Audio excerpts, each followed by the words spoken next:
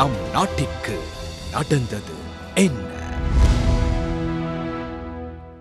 பால் பொங்கி வழிவதை நாம் சுபிட்சத்தின் அடையாளமாக காண்கின்றோம். எமது பாரம்பரிய நடைமுறைக்கு அமைய பால் பொங்குவதைப் போல் சுபிட்சம் ஏற்பட வேண்டுமென பிரார்த்திப்பதும் வழமையாகும். வரலாற்றில் எமது நாட்டு மக்களின் போசாக்கை அதிகரிப்பதற்கு உள்நாட்டு பால் பண்ணையாளர்கள் வழங்கிய பங்களிப்பை குறைத்து மதிப்பிட முடியாது. எனினும் இன்று என்ன நடந்துள்ளது? சிறு பிள்ளைகளுக்கு கூட தேவையான பாலை பெற்றுக்கொள்ள முடியாத நிலைமை ஏற்பட்டுள்ளது. பாலின் விலையும் வெகுவாக அதிகரித்துள்ளது. இதற்கு காரணம் என்ன? உள்நாட்டு பால் உற்பத்தியில் ஏற்பட்ட வீழ்ச்சி இதற்கு முக்கிய காரணமாகும். இந்த வீழ்ச்சிக்கு தோல்வியடைந்த பிற்போக்கான அரசியல் தலைமைகள் காரணமாக அமைந்ததுடன் பால் உற்பத்தியை அதிகரிக்கும் போர்வையில் மேற்கொள்ளப்பட்ட ஊழல் மோசடிகளும் வழிகோலின. முக்கியமான சம்பவத்தை நாம் இன்று நினைவுபடுத்துகின்றோம். கறவை பசு இறக்குமதி நினைவில் உள்ளதா? கறவை பசு இறக்குமதி பிரச்சினை தொடர்பில் நியூஸ் ஃபர்ஸ்ட் 2014ஆம் ஆண்டில் முதற் தடவையாக தகவல்களை வெளிக்கொணர்ந்தது. 2018ஆம் ஆண்டு மே மாதம் வெளியிடப்பட்ட கணக்காய்வாளர் நாயகத்தின் அறிக்கையின் பிரகாரம் இலங்கைக்கு 3 கட்டங்களின் கீழ் கறவை பசுக்கள் இறக்குமதி செய்யப்பட்டுள்ளன. 2007ஆம் ஆண்டு கறவை பசு இறக்குமதி திட்டம் ஆரம்பிக்கப்பட்டது. மஹிந்த சிந்தனையின் கீழ் உள்நாட்டு பால் உற்பத்தியை அதிகரித்தல், வறுமை ஒழிப்பு மற்றும் பொருளாதார அபிவிருத்தியை ஏற்படுத்துதல் என்பன இந்த திட்டத்தின் நோக்கங்களாகும். அதன்படி 2007ஆம் ஆண்டு 4000 கறவை பசுக்களை இறக்குமதி செய்வதற்காக அமைச்சரவையில் அமைச்சரவை பத்திரம் முன்வைக்கப்பட்டது. 2012 மற்றும் 2013ஆம் ஆண்டுகளில் 1500 கறவை பசுக்கள் நாட்டுக்கு இறக்குமதி செய்யப்பட்டன. நல்லாட்சி அரசாங்கம் 2015ஆம் ஆண்டு ஆட்சிக்கு வந்ததன் பின்னர் 2ஆம் கட்டத்தின் கீழ் 2500 கறவை பசுக்களை இறக்குமதி செய்வதற்கு அமைச்சரவையில் பத்திரம் சமர்ப்பிக்கப்பட்டது. அந்த வருடத்தில் 2495 கறவை பசுக்கள் இறக்குமதி செய்யப்பட்டு பண்ணைகளுக்கு வழங்கப்பட்டன. திட்டத்தின் 3ஆம் கட்டத்தில் 2014ஆம் ஆண்டு 20,000 கறவை பசுக்களை இறக்குமதி செய்ய அமைச்சரவையில் பத்திரத்திற்கு அங்கீகாரம் பெறப்பட்டது. முதலில் 5000 கறவை பசுக்களை கொள்வனவு செய்து அது வெற்றிகளித்தால் எஞ்சிய பசுக்களை கொள்வனவு செய்வதே திட்டமாகும். இதற்கமைய 2017ஆம் ஆண்டு 1994 கறவை பசுக்கள் நாட்டுக்கு கொண்டு வரப்பட்டன. இதில் நடந்த தவறு என்ன? நல்லாட்சி அரசாங்கமும் மஹிந்த ராஜபக்ச அரசாங்கமும் கறவை பசுக்களை கொள்வனவு செய்வதற்காக ஒரே நிறுவனத்தையே தெரிவு செய்திருந்தன. ஆஸ்திரேலியாவின் வெலாட் ரூரல் எக்ஸ்போர்ட் என்பதே இந்த நிறுவனத்தின் பெயராகும். இதன்போது ஏற்பட்ட பாரதூரமான குற்றம் தொடர்பில் கணக்காய்வாளர் நாயகத்தின் அறிக்கையில் வெளிக்கொணரப்பட்டுள்ளது. 2007ஆம் ஆண்டில் தெரிவு செய்யப்பட்ட ஆஸ்திரேலியாவின் வெலாட் ரூரல் எக்ஸ்போர்ட் தனியார் நிறுவனத்திற்கு மீண்டும் விலைமனு கூறாமல் இந்த திட்டத்தை வழங்கியமை முக்கிய தவறாகும். தவறை திருத்தாமல் 20,000 கறவை பசுக்களை இறக்குமதி செய்யும் திட்டத்தின் 2ஆம் கட்டமும் நடைமுறைப்படுத்தப்பட்டது. இதற்கமைய மொத்தமாக 3024 கறவை பசுக்கள் கொள்வனவு செய்யப்பட்டன. இறக்குமதி செய்யப்பட்ட கறவை பசுக்கள் நோய்களால் பீடிக்கப்பட்டிருந்தன.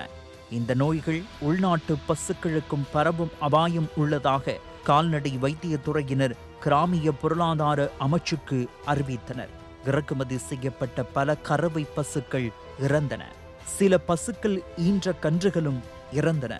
நோய் இருப்பதாக அறிந்து கொண்டே இந்த கறவை பசுக்கள் இறக்குமதி செய்யப்பட்டமை மற்றுமொரு தவறாகும்.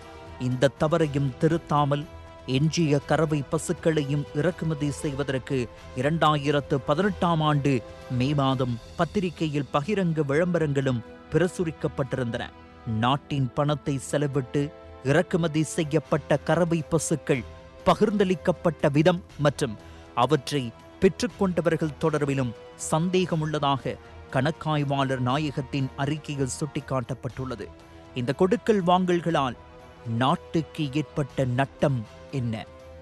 உரிய பலனை பெற முடியாமல் போன இந்த திட்டத்திற்காக 2017ஆம் ஆண்டு டிசம்பர் மாதம் வரை 79 லட்சம் ரூபா, அதாவது 7.9 பில்லியன் ரூபா செலவிடப்பட்டிருந்தது.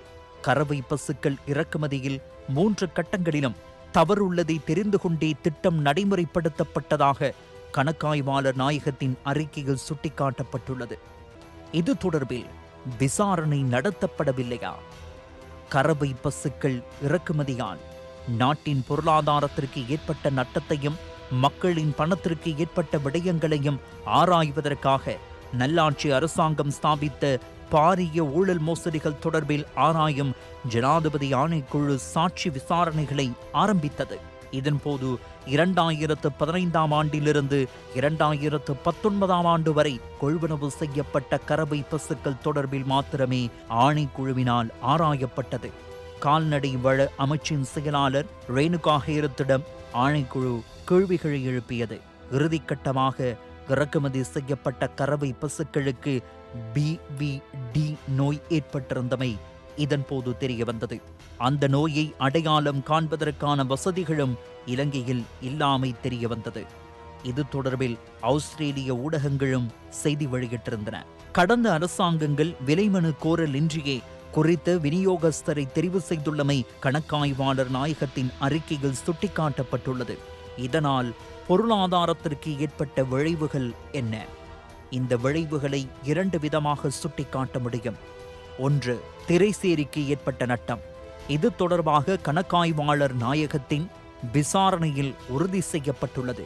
இந்த அறிக்கைக்கு அமைய 2016ஆம் ஆண்டு டிசம்பர் மாதம் 31ஆம் தேதியாகும் போது தேசிய கால்நடை வள அபிவிருத்தி சபை நிதியமைச்சுக்கு செலுத்த வேண்டியிருந்த கடன் மற்றும் வட்டி அடங்கலாக சுமார் 1365 மில்லியன் ரூபா செலுத்தப்பட்டிருக்கவில்லை.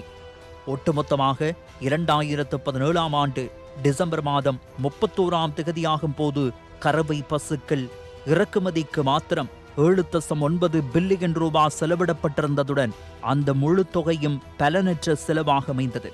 அன்று இந்த கறவை பசுக்களை கொள்வனவு செய்த பல பண்ணையாளர்கள் கடனாளிகளாக மாறினர். அவர்கள் தமது கோடிக்கணக்கான சொத்துக்களை வங்கியில் அடகு வைத்தனர்.